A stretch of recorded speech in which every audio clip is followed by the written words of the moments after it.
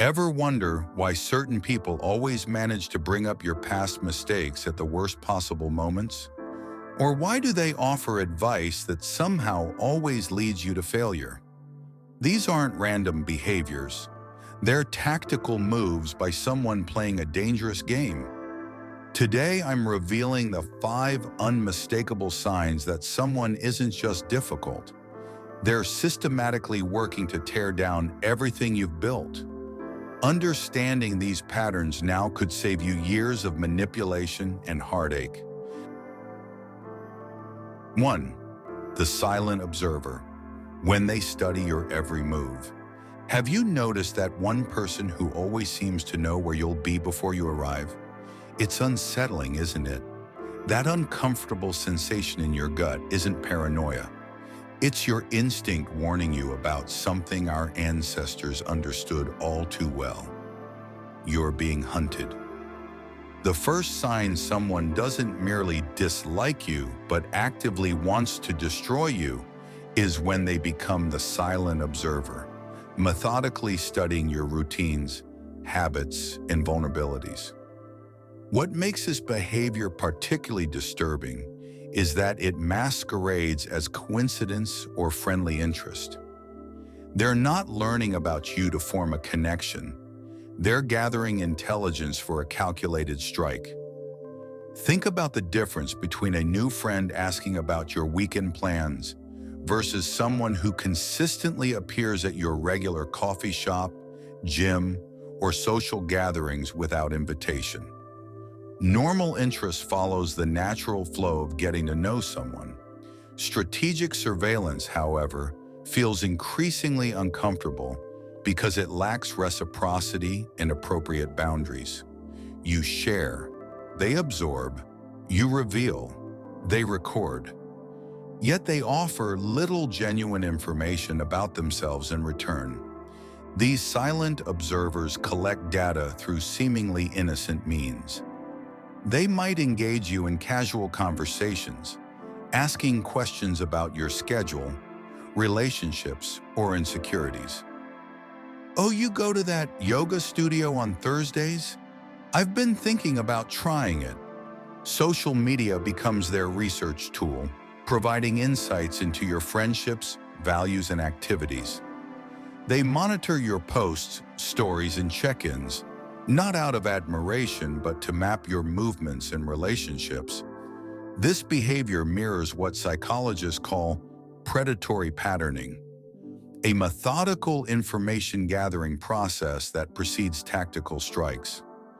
Just as a predator in nature studies its prey's watering holes and migration patterns, human predators observe their targets to identify opportunities and vulnerabilities before making their move.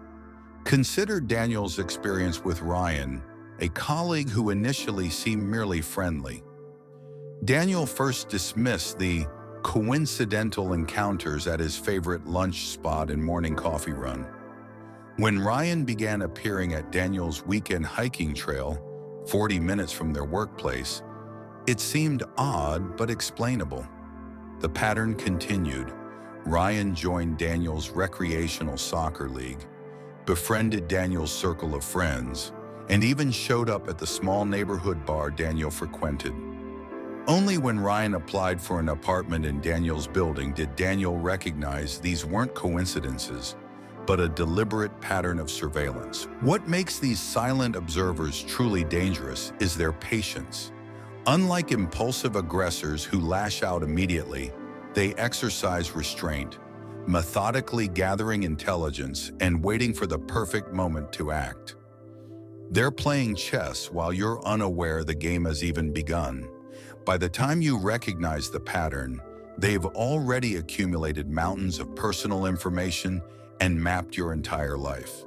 This surveillance creates a dangerous power imbalance that most victims don't recognize until it's too late. The observer gains intimate knowledge of your routines, relationships, vulnerabilities, and reaction patterns, all while revealing little about themselves. They know when you're most vulnerable, who your support system is, and exactly which buttons to push when the time comes. This asymmetry of information becomes their greatest weapon. The intentions behind this observation differentiate harmless interest from dangerous surveillance. When someone studies you to build genuine connection, there's mutuality and appropriate progression in the relationship. They respect boundaries and share themselves equally. But when someone observes you to build a blueprint for destruction, the interaction feels one-sided, extractive, and increasingly uncomfortable. Their questions probe for weaknesses rather than commonality. Their interest centers on your vulnerabilities rather than your strengths. The Stoics understood this distinction well. Epictetus warned his students to observe not just what others say, but the pattern of their actions over time. A single coincidental meeting might mean nothing, but a persistent pattern of accidental encounters reveals a deliberate strategy. As Marcus Aurelius advised, look beneath the surface. Let not the several quality of a thing nor its worth escape you. Your defense begins with awareness. Pay attention to that instinctive discomfort when someone knows more about your life than they reasonably should. Notice who asks detailed questions without reciprocating openness. Be mindful of those who consistently appear in places important to you without clear reason. These aren't paranoid concerns, but legitimate recognition of patterns that precede harmful intentions. 2. The quiet betrayal, undermining your reputation. Think about those moments when you walk into a room and all conversation suddenly halts.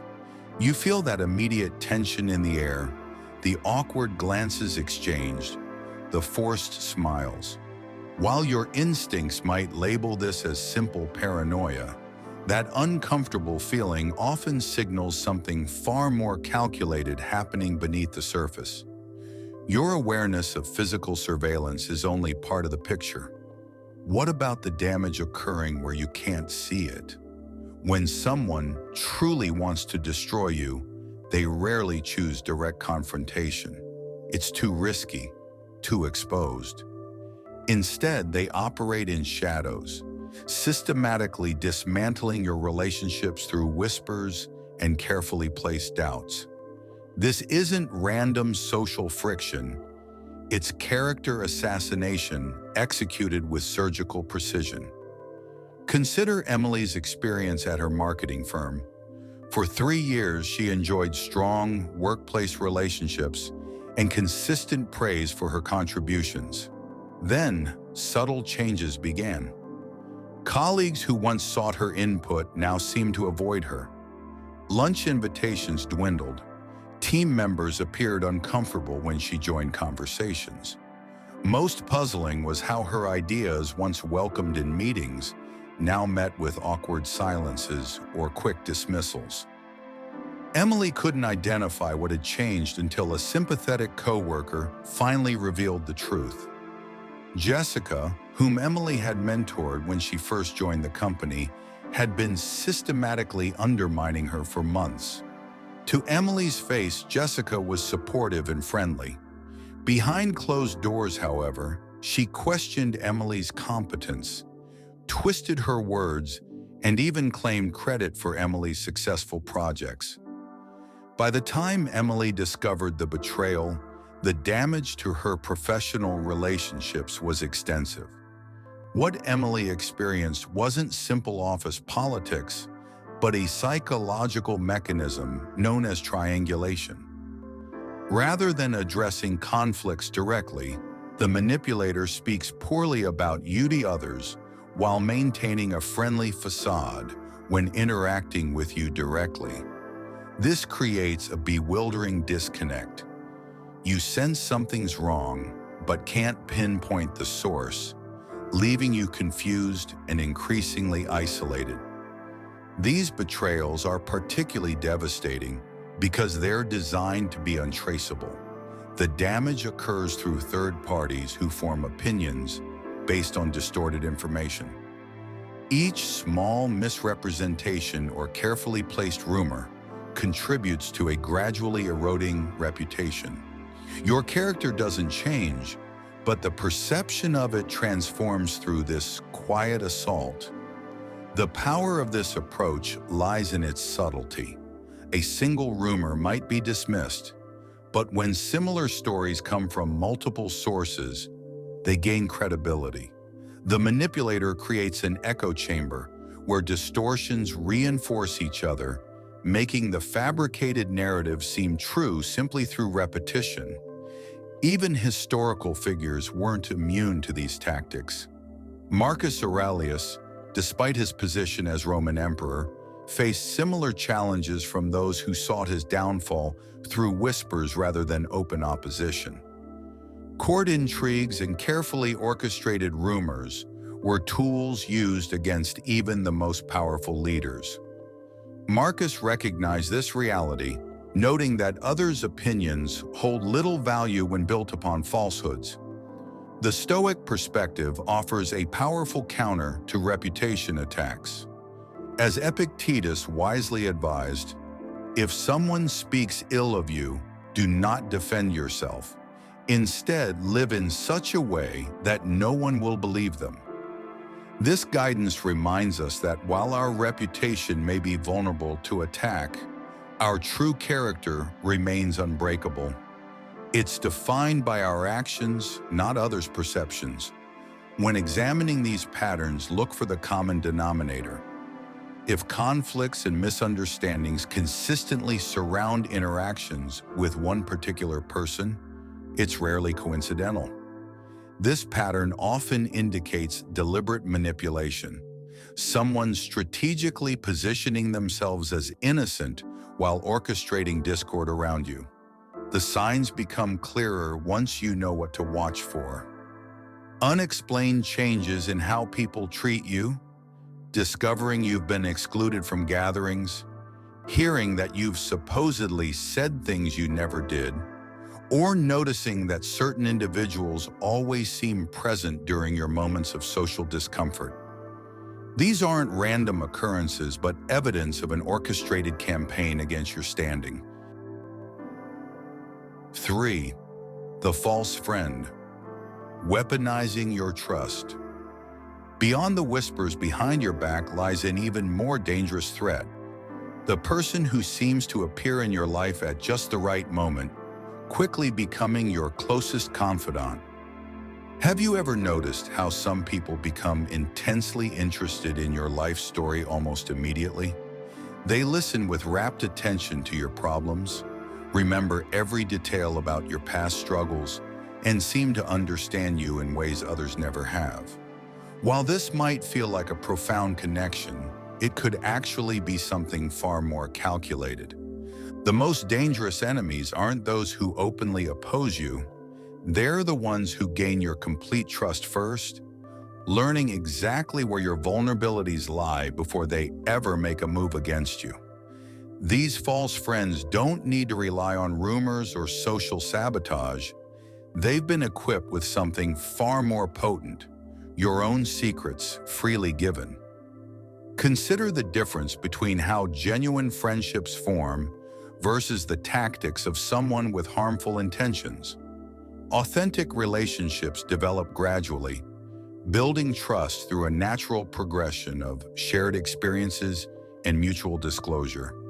There's a comfortable rhythm to how intimacy develops, a pace that feels neither rushed nor forced.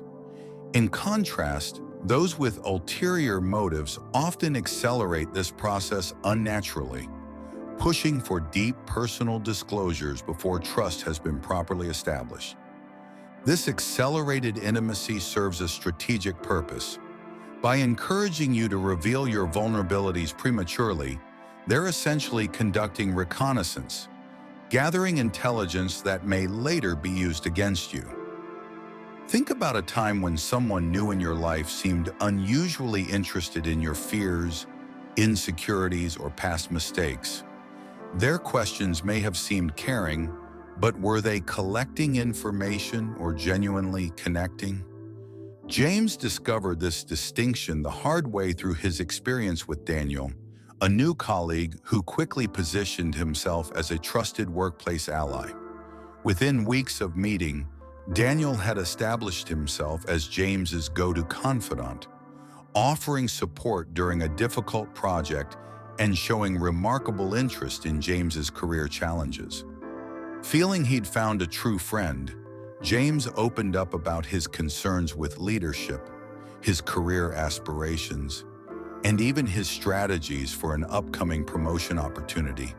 The conversations felt natural and supportive, until James learned that Daniel had been systematically sharing these confidences with management, reframing them as evidence of James's disloyalty and excessive ambition. What James had shared as normal career aspirations, Daniel weaponized as proof that James wasn't a team player. This pattern of false friendship has existed throughout history. Marcus Aurelius, the philosopher emperor, recognized this danger when he cautioned, "Be wary of those too eager to stand by your side, for the man who needs to prove his loyalty is often most likely to betray you." The Stoic emperor understood that genuine loyalty manifests in consistent actions over time, not in enthusiastic declarations or premature intimacy. The psychological red flags are worth noting. Be cautious of new acquaintances who push for deep personal disclosures early in your relationship, who seem excessively interested in your conflicts with others, or who position themselves as uniquely able to understand you compared to your existing friends. These behaviors suggest they may be cultivating access rather than connection. Another warning sign appears when your new friend begins subtly isolating you from your support network. By creating small wedges between you and your existing relationships, they eliminate the protective perspective others might offer. Have you noticed how your other friends don't really support you the way I do? They might suggest, or, "I'm surprised they didn't understand what you're going through." These comments seem supportive, but serve to position the false friend as your only true ally. What makes this tactic so dangerous is how the very information shared in confidence transforms into ammunition. Your vulnerabilities, fears, insecurities, and past mistakes, all revealed in what you believed were private conversations, become precision-guided weapons aimed directly at your weaknesses. The false friend doesn't need to fabricate ways to harm you. You've unwittingly provided the blueprint yourself. So how can you distinguish genuine interest from strategic information gathering? Pay attention to reciprocity. Does this person share their own vulnerabilities at a similar level, or is the disclosure mostly one-sided? Notice the pacing. True friendships develop at a natural rhythm, while manipulative connections often feel rushed or pressured. Most importantly, observe their behaviors rather than their words. Do they consistently demonstrate trustworthiness in small matter? 4. The gradual attack. Testing your boundaries. Has someone in your life ever made a joke about violence that made you uncomfortable, but you brushed it off to keep the peace? That small moment might be more significant than you realize. Let me ask you this. What happens when you ignore a small leak in your roof? At first, it's just a tiny drip, barely noticeable. But left unaddressed, that minor issue gradually weakens your entire structure until one day, during a heavy storm, your ceiling collapses. The same principle applies to human behavior. People with truly destructive intentions rarely reveal their full agenda up front. Instead, they employ a calculated strategy of incremental boundary testing. Think of it as a reconnaissance mission where each small violation serves a dual purpose. It conditions you to accept increasingly harmful behavior while simultaneously measuring how much resistance you're willing to offer. Consider what happens when someone makes a disturbing joke about violence in your presence. If you laugh uncomfortably or say nothing, you've unknowingly given them valuable information. Your response signals that this boundary can be crossed without consequences. It's not just a joke, it's a test. This is exactly what happened to Nathan when his coworker Eric began making playful remarks about fighting. At first, Nathan dismissed these comments as Eric's dark sense of humor. When Eric started jokingly blocking doorways or standing too close during conversations, Nathan still avoided confrontation, not wanting to seem oversensitive.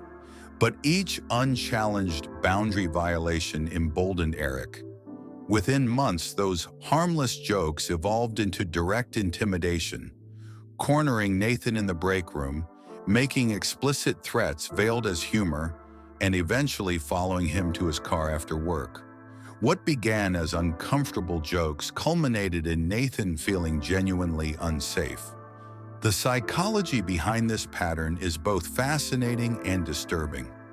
Research shows that these small boundary violations aren't random or impulsive. They're calculated steps in a progressive campaign. Each unchallenged act serves as permission for the aggressor to push further, creating a dangerous momentum that becomes increasingly difficult to stop. The Stoics understood this principle well. While they advocated for maintaining inner peace, they never suggested that peace comes from avoiding necessary confrontation. In fact, they recognized that failing to address threats often allows them to grow stronger. The momentary discomfort of establishing a boundary pales in comparison to the suffering caused by letting harmful behavior escalate unchecked. What makes this pattern particularly insidious is how it capitalizes on our natural tendency to avoid conflict. We tell ourselves, it's probably nothing, or they're just joking around. We worry about seeming overly sensitive or creating tension. But consider what's really happening in these moments. You're not avoiding conflict. You're merely postponing it until the other person has gathered enough information to know exactly how and where to hurt you most effectively. These incremental violations serve another crucial purpose for the aggressor: conditioning. Much like training an animal through repetition, they're gradually training you to accept increasingly harmful behavior as normal. The comments or actions that made you uncomfortable at first become your new baseline, allowing them to push even further next time. It's boundary erosion through normalization. The most revealing aspect of this pattern is watching how someone responds when you do establish a clear boundary. People with genuine respect for you will adjust their behavior, often with sincere apology. Those with destructive intentions, however, typically react with disproportionate anger, mockery, or attempts to make you feel unreasonable. Their response to your boundary often reveals more about their intentions than all their previous actions combined. Remember that each seemingly minor violation, the inappropriate joke, the comment that makes you uneasy, the slight physical intrusion into your space, isn't isolated. These moments form a pattern, a calculated campaign to test what you'll tolerate. By recognizing these tests for what they truly are, you gain the power to interrupt the pattern before it escalates into something far more dangerous. 5. The patient enemy, playing the long game. Not all enemies announce themselves with aggression or obvious malice. The most dangerous adversary in your life might be the person who remembers your birthday, asks thoughtful questions about your ambitions, and offers a sympathetic ear during difficult times. Their weapon isn't immediate conflict. It's extraordinary patience measured in years, not moments. While we're often vigilant against those who show obvious hostility, We rarely suspect the colleague who builds a reputation as our greatest advocate. These patient enemies understand something profound about human psychology. Trust takes time to build but yields tremendous power once established. They aren't playing for quick victories. They're making strategic investments that will pay devastating dividends years later. Consider what happened to Ethan. For nearly 5 years, his colleague Daniel positioned himself as a trusted ally and confidant. They shared lunches, exchanged career advice, and even vacationed together. During this time, Daniel wasn't just being friendly. He was meticulously documenting every vulnerability Ethan revealed. When Ethan confided his concerns about a new project, Daniel listened attentively. When Ethan mentioned his plans to pursue a leadership position, Daniel offered encouragement and advice. What Ethan couldn't see was that these conversations weren't exchanges between friends. They were intelligence-gathering operations. Daniel wasn't interested in Ethan's success. He was mapping the terrain for Ethan's eventual downfall. The day finally came when Daniel executed his long-planned strategy, using years of collected confidences to systematically dismantle Ethan's professional reputation and career prospects. This is the hallmark of patient enemies. They don't act on impulse or emotion. They operate with calculated precision, using time as their advantage. While the openly hostile person might win a battle today, the patient enemy is playing a different game entirely. They're constructing an elaborate trap that, when sprung, leaves their target with few options for escape or defense. What makes these patient enemies particularly dangerous is how they position themselves in your life. They don't just gather information passively, they actively cultivate a specific role. Many position themselves as mentors or trusted advisors, people whose guidance seems valuable and well-intentioned. From this vantage point, they can ask probing questions about your future plans, career ambitions, and personal challenges without raising suspicion. What are you hoping to accomplish in the next few years? Isn't just friendly conversation when asked by a patient enemy. It's reconnaissance. They're identifying future moments of vulnerability and opportunity, times when you might be particularly exposed to attack or sabotage. Every confidence you share becomes a data point in their strategic planning. Marcus Aurelius, the philosopher emperor, recognized this danger when he wrote that, "The soul becomes dyed with the color of its thoughts." This profound insight helps us understand how patient enemies operate. They disguise their true intentions beneath layers of false kindness, making it nearly impossible for their targets to recognize the threat until it's too late. While appearing supportive on the surface, their internal landscape is mapped with routes to your destruction. The patient enemy's greatest advantage isn't just time, it's invisibility.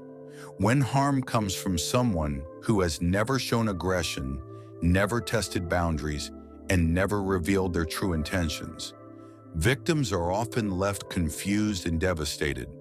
How could someone who seems so supportive have orchestrated such betrayal? This cognitive dissonance makes recovery particularly difficult. You're not just healing from the damage, you're reconciling two seemingly incompatible realities about someone you trusted. What makes these situations even more insidious is that strategic manipulators plan far in advance, using subtlety and patience to build an illusion of trust. They understand that when they finally strike, the betrayal will be that much more devastating precisely because it seems to come from an ally rather than an adversary. The psychological impact is maximized because the foundation of trust was allowed to grow strong before being violently uprooted.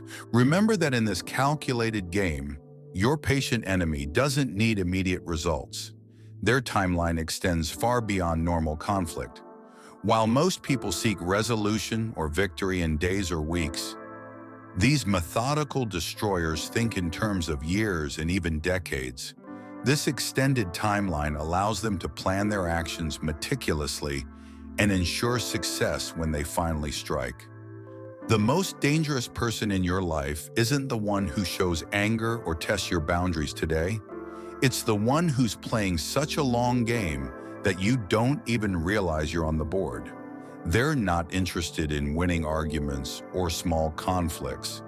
They're mapping your vulnerabilities, studying your movements, and waiting for the perfect moment to inflict maximum damage. Throughout our journey, we've explored the subtle signs of those who might wish you harm. But I want to leave you with this final wisdom. Your greatest shield isn't constant suspicion or cutting yourself off from others.